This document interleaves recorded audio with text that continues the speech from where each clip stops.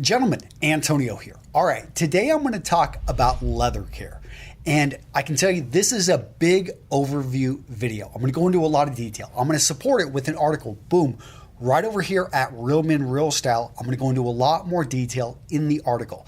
In addition, if you've got questions, please let me know in the comments here on YouTube. What I'm going to do is if you want me to go farther down, you want me to talk specifically about conditioning, cleaning, and polishing shoes, I can do that because we're going to talk about leather luggage, we're going to talk about shoes, and I'm going to give you 3 general rules about taking care of leather. Then in this video, I'm going to really go over the various products out there because there's a lot of products out there. You guys are going to go out there, you're going to purchase really nice shoes, leather luggage. Perhaps it's something like what I've got here, a really nice football that my son thought would be cool to go out and play with his friends, and then he lost it. We found it a year later. It went through a Wisconsin winter, and this leather is now really beat up. It is not as attractive as I would like it to be. Really, this leather needs care. And so leather furniture, leather car seats, once you start looking around, leather is used everywhere. So how do you take care of it? Guys, that's what this video is all about. So 3 things that you need to know about leather. 1, think of leather as similar to your skin. And that's really what it was, or it was skin on a live animal. Now it's no longer has the ability to replenish itself, to replenish the moisture and to build new cells, new fibers. Now, if you take care of leather, it can literally last hundreds of years. If you go into some of the museums, they've literally got leather armor from hundreds of years ago that has been preserved, taken care of, and that's the beautiful thing about it. But if you don't take care of it, it literally can get hard, it can crack, and once leather cracks, pretty much nothing you can do to salvage that leather. So take care of it. Number 2 is understand not all leather is created equal. Now, I've got a whole chart which we talk about the various types of leather out there, but understand some leather is going to take some of these conditioners better than other types. So you're going to need to know what you're dealing with. In addition, there are, and I'll talk about that here in a second, but there are some fake leathers out there. So everything I'm talking about here does not apply to fake leather. Point number 3, different colors of leather.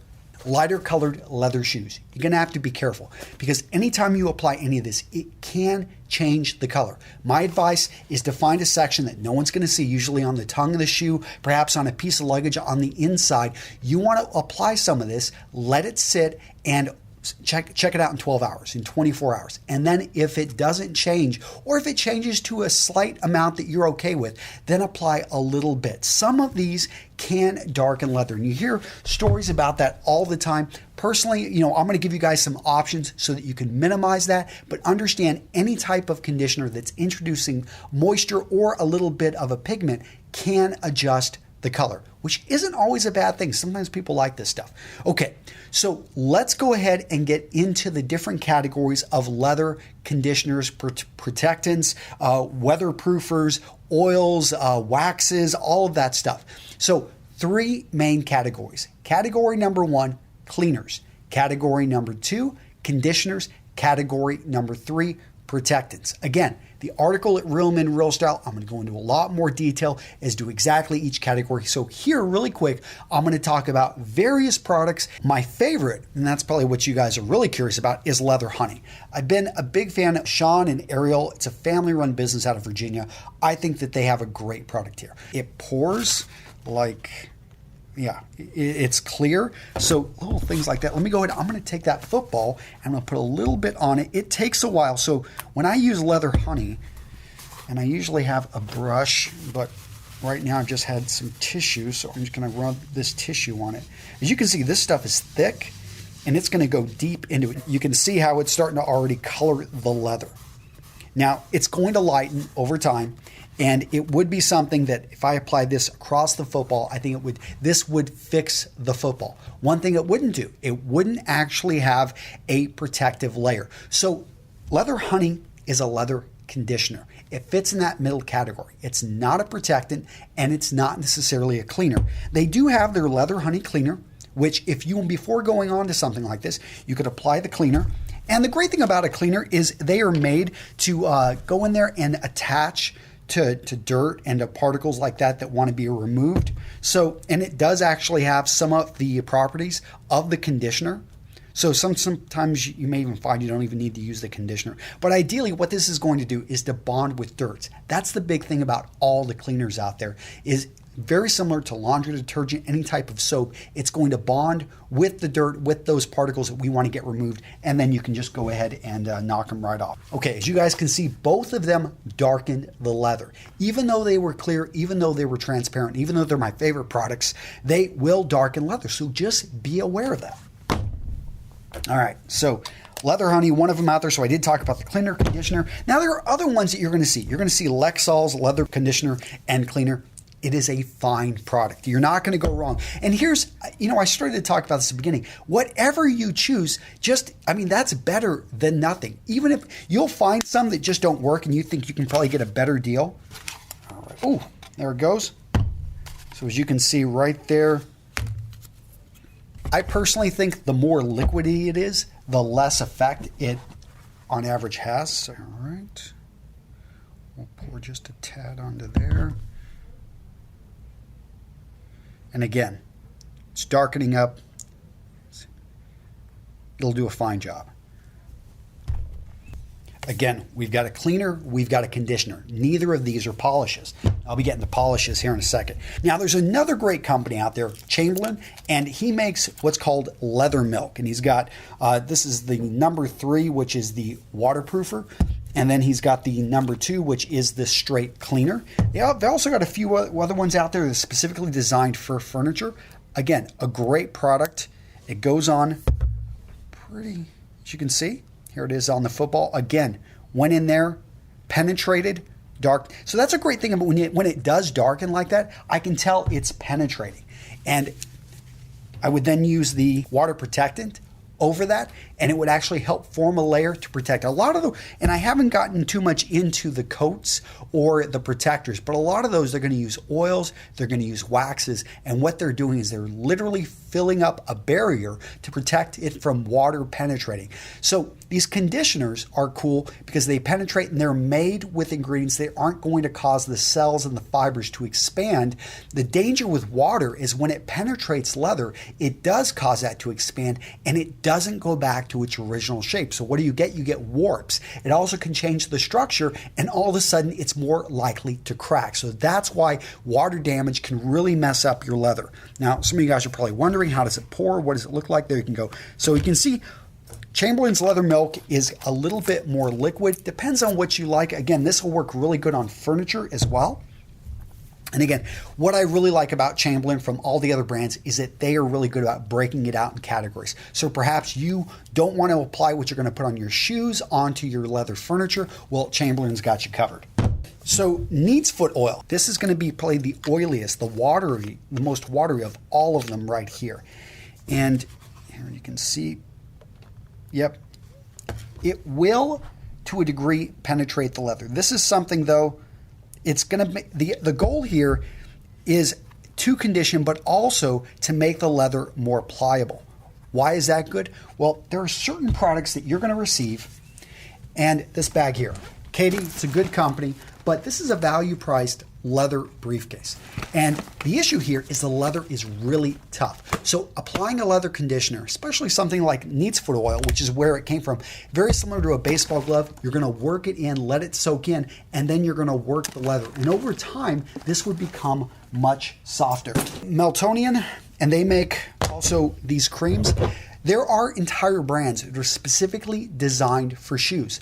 Why I like these is they're very careful and they realize shoes are one of those things that because they come in such a wide range of colors that people are very sensitive to them being colored. Now, if you've got a pair of black shoes, you're really not going to get anything darker than this. So you're pretty safe here with using all types of conditioners and cleaners and polishes. However, once you start going into, this, we've got oxblood here, dark brown, you can darken this even more. Espressos, this is going to be on the safer, and this is actually a good example of, notice the broguing here.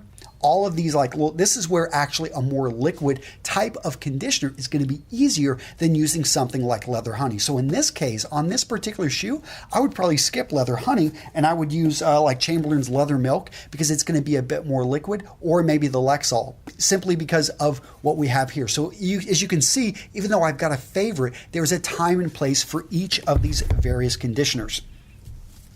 So again, this leather lotion, I've used this before. It's relatively a good product. As you can see, it's the milkiest looking of all of them. If I put it over here on the football, doesn't penetrate as deep. It probably takes a little bit more time, but it gets in there. And that's probably because it's a little bit thicker. It didn't color as much. Like I talked about, a lot of these ones designed for shoes, they don't really want to, they're very sensitive to that. Creams. A lot of you guys have taken care of your shoes. You've seen creams out there. Creams are a mix between protectants and conditioners. They're kind of the best of both worlds. I love neutral creams. Why? Because they don't have any pigment, and they will, in most cases, not color. I use this neutral cream on my light colored shoes all the time. Now you can, and again, why I like a company, Meltonian, if you get this to match the shoes, then that's great. This particular one is black. Therefore, it can only use it on black shoes, but I think these come in like 25, 30 different colors, so you can actually find one that matches your shoes exactly. The great thing about that is it actually, if you get a nice little scratch in there, the neutral isn't going to cover that scratch. This will actually color in the scratch a bit and make it less visible. All right, so you're also going to see some of these that actually are made. This is a cream that's made to also be a polish. It comes from a company, Tarrago. I believe they're out of Spain.